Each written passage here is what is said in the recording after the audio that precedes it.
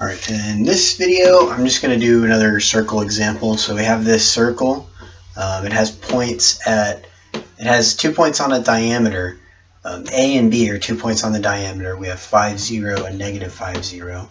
So that's a given that the circle is constructed with 2 endpoints of a diameter at A and B. And then we want to verify that P is on the circle. Well, if we know the diameter is going to be from negative 5 to 5, then we can plug that into the distance formula and find out that that's 10 units long. So the diameter is 10, or the radius is 5. So the equation of a circle, if you remember from the last video, is r squared is equal to x squared plus y squared. So that's going to be 5 squared.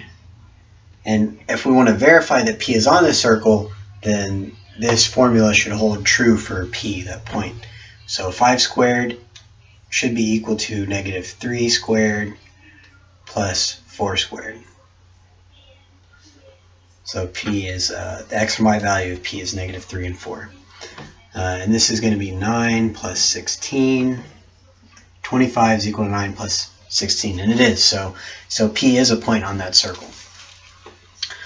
And then let's say that's part A of this video, and then part B will be to show that PA and PB are perpendicular. So we'll have PA. So show PA is perpendicular to PB.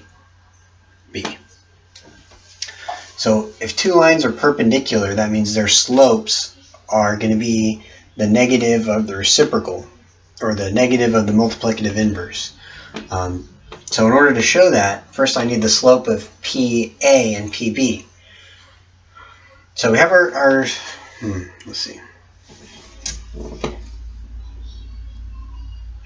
Let's call slope of PA M1.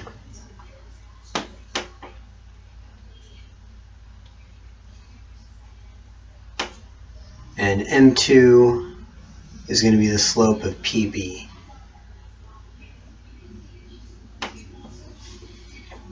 What I need to show for this to be true is that M1 is equal to negative 1 divided by M2.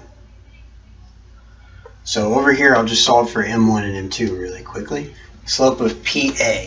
Let's see, so if we're finding for slopes, we find the change in y over change in x. So that's what I'll write here. Change in y over change in x. Between P, the point P and A. So let's see. It's going to be if I go from,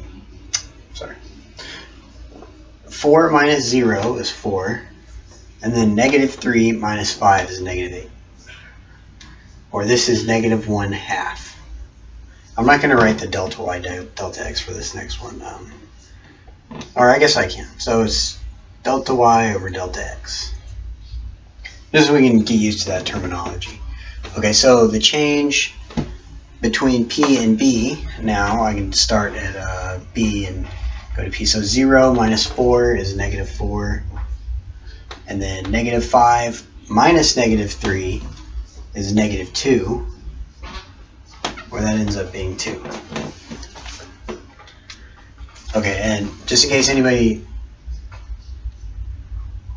forgot this, delta y over delta x is just y2 minus y1 divided by x2 minus x1, given two coordinates x1, y1, and x2, y2. So that's the slope that I was using to solve for these line segments.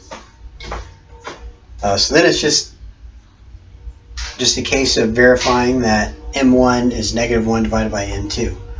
And so M1 is negative 1/2, and negative 1 divided by 2 is 1/2. So we have shown that PB and PA are perpendicular.